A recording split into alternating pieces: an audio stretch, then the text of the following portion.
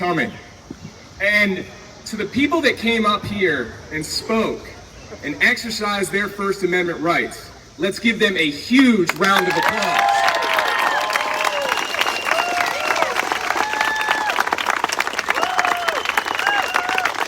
And to the people that are here exercising their First Amendment rights to assemble, give yourself a round of applause.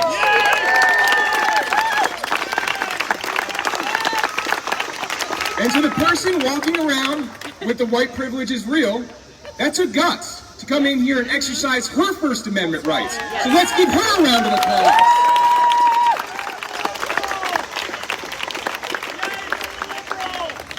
Now, you know, I may be the captain of Fight for Schools, but a captain is nothing without a battalion. And in my battalion, I've got an army of moms. They're at this all day, every day. And we got a dad too. So let's give them a big round of applause. Because they are the energy that is making this thing go. Now, I happened to see a interview with the new superintendent, Scott Ziegler. Now, I do find it interesting that the new superintendent of Loudoun County Public Schools is a white male. Where does that score on the oppressor chart? Does not seem very equitable to me, does it? But in this interview, he said, well, you know, this small minority of people that are vocal, they're just not talking to the students like I am. 2 points there. One, we just got back a poll that said 50% of people in Loudoun County oppose critical race theory. That same poll showed that by a margin of 20 points, people in Loudoun County support recalling the school board. Republicans, independents, and even Democrats support it. To the second point, the superintendent may talk to students every once in a while, but you know who talks to students every day? Their parents!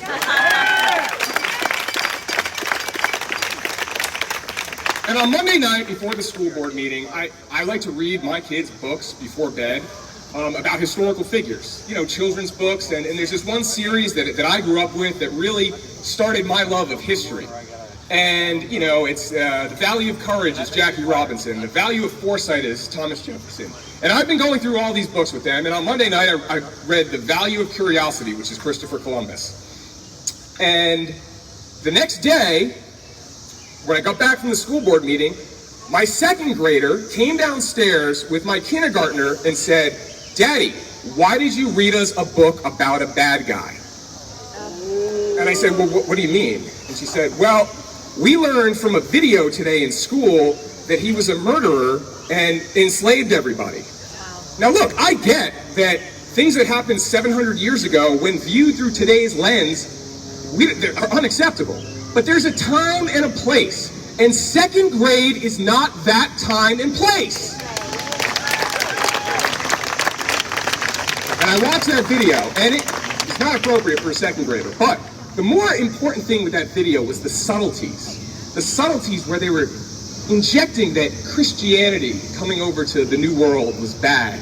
Capitalism was bad. European liberalism was bad. And then here's why we don't celebrate Columbus Day anymore. Again, not appropriate for a second grader. And we're seeing this everywhere. We're seeing it in elementary school, and we are seeing it in middle school and in high school. They're teaching our kids age-inappropriate things. They are teaching ninth graders about rape, about group sex, things that are totally inappropriate. Now, I keep hearing that we're spreading misinformation. I got an email sent to me today by a guy on the board of supervisors, Bob Turner, Mike Turner, whatever, never heard of him. And he said that we're spreading misinformation and that the Attorney General did a report and the Equity Collaborative did a report. Well, for somebody who's going to weigh in on school issues, they might want to do their homework, because we have done our homework. And so let's talk a little bit. I've told this story before, but I'm going to tell it to all of you. How did all of this happen? How did all of the equity initiatives and whatever you want to call it, whatever they want to label it on whatever day it is, happen? Well, let's back up to 2019. Madison Trust Elementary School. You probably saw it on the national news. It was billed as a runaway slave game. It was not. It was not that at all. In fact, it was an Underground Railroad simulation that was invented 30 years ago by anti-racist and equity trainers. It's been all over the country, in conferences, in schools, and at one conference in 2011, one of the gym teachers went to that conference, sent by the schools, and learned about this exercise. So what did they do? They did this exercise in Black History Month to show about the heroes of the Underground Railroad. The principal was all on board. He tweeted how great it was. The staff was all on board. Everything's great. And then the NAACP got a complaint, and then they blew it up and put these two gym teachers on blast in the national media for trying to do exactly what the school was telling them to do. And then what happened? Eric Williams hired the Equity Collaborative, a consultant that specializes in critical race theory. All you have to do is plug in the Google machine, Google Equity Collaborative and critical race theory, and then, superintendent, come back to me and tell me there's no critical race theory in your schools. Everything you based what you're doing on is from the Equity Collaborative. And then what happened from there? Well, the NAACP brought a complaint to the Attorney General based on the Equity Collaborative report. The Attorney General filed against Loudoun County Public Schools. And then Loudoun County Public Schools settled, and now we're stuck with the Equity Collaborative running our schools. Now, I'm going to say this because it's important. When we're looking at who to blame for what's happened, we got to look at ourselves. We have sat here with apathy, disinterest, and distraction for years. And that is what has happened right under our very noses. But it did take a pandemic to start to rouse us from our sleep. Parents started showing up at school board meetings, talking about the damage that was being done to their kids, the damage that was being done to their family, that is still happening now. And then, what happened next?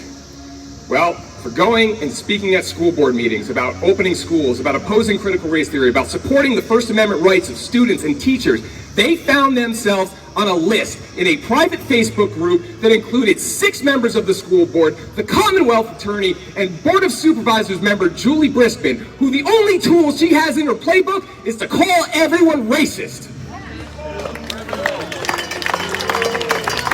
And then, they were taking everybody, right? Names, dozens of names out there. They were looking through tax assessor records.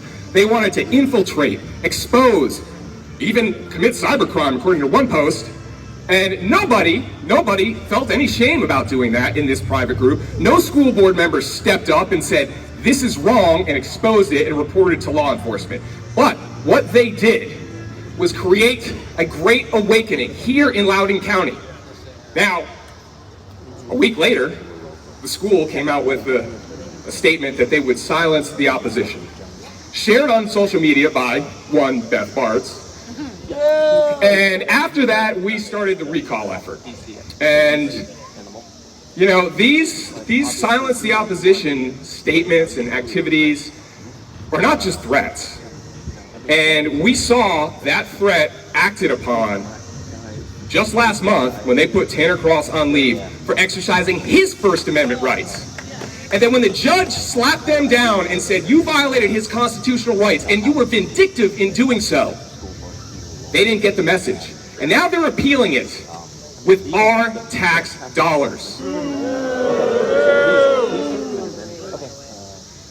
So, let me back up a second here.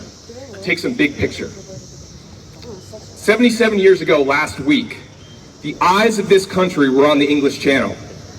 Our brave soldiers were going to end the Nazi scourge.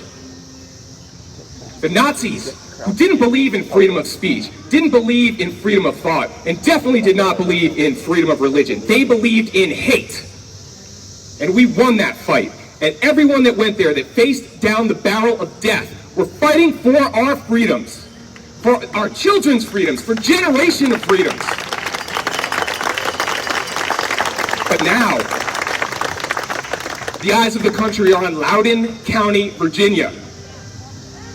We are the shield that will stop this abuse of our children, that will stop teaching people to hate each other, that will stop elevating socially constructed identity groups over the value of the individual, over the value of everything that our kids are, that we are trying to turn them into and make them be good human beings.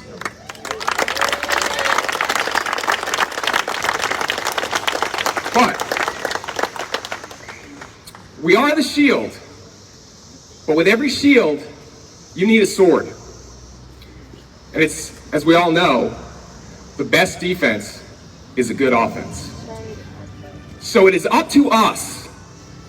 We hear the bell. We hear it. Every single one of us here has heard that bell, and we are answering that bell.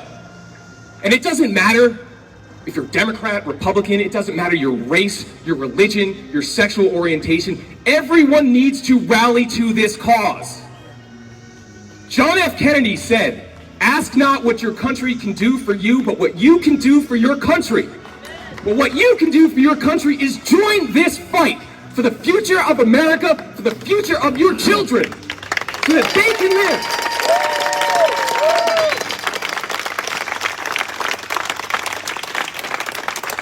So that they can live in a country that still values meritocracy, equal opportunity for all, the rule of law, the Constitution, and treating others by the content of their character and no more.